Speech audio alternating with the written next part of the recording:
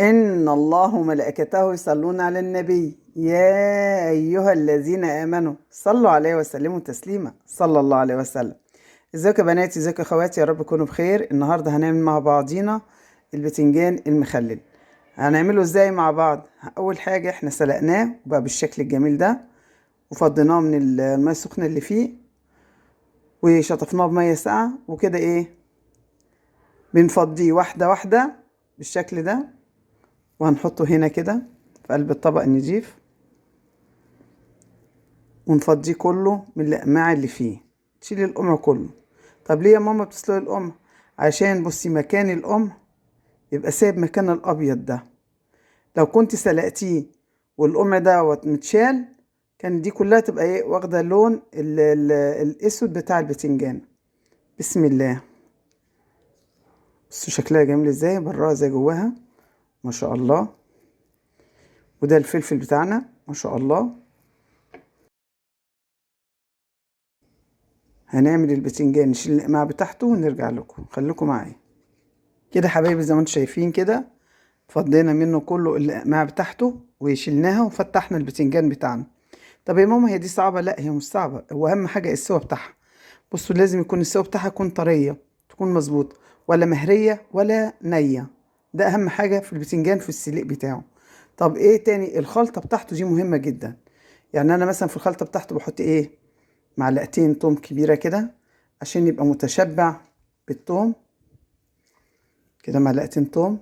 وبجيب معلقتين هريسة زي ما انتم شايفين كده، هريسة حمراء.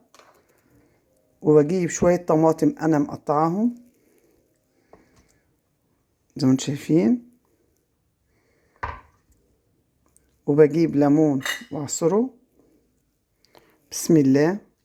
شوفوا الخطوات بتاعتي، لو في أي حاجة انتوا ما بتعملوهاش وعجبتكم عندي استخدموها. ايه رأيكم؟ الليمون بقى بتعصروه كتير ليه بقى؟ الليمون ده البتنجان بيعشقه هو والكمون.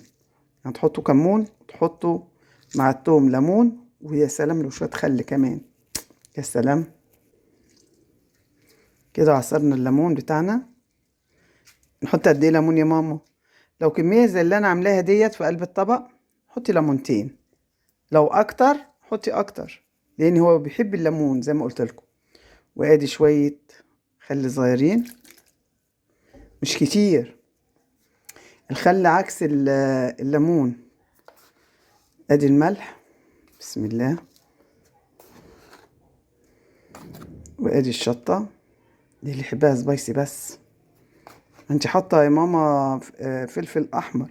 اه بس مش بيبقى حار، احيانا مبيبقاش حار، ده مش حار.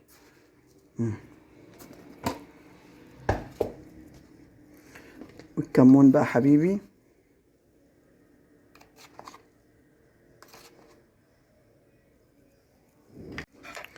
كده حبايبي، ونبتدي نهرسها بقى كلها في قلب بعضها بالشوكة. ليه بقى؟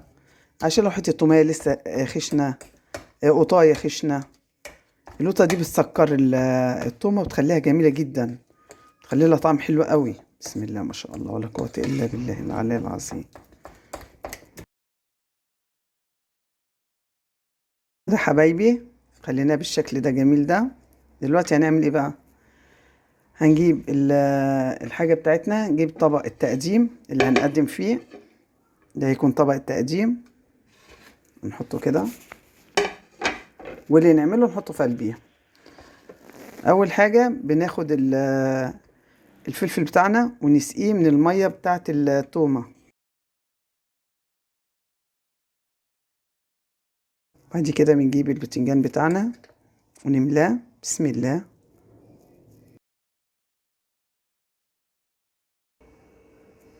كده حبايبي خلصنا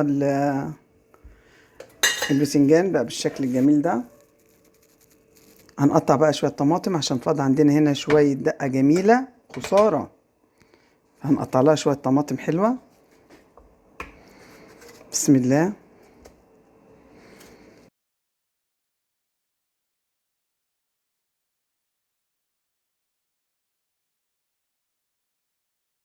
كده حبايبي خلصنا الطبق الجميل بتاعنا زي ما انتم شايفين كده. عملنا احلى طبق بتنجان، تاكلوه بألف هنا وشفا. إن عجبكم متنسوناش باللايك والسبسكرايب والتعليقات الجميلة لبيت المنى. أشوف وشكم بخير. السلام عليكم ورحمة الله وبركاته.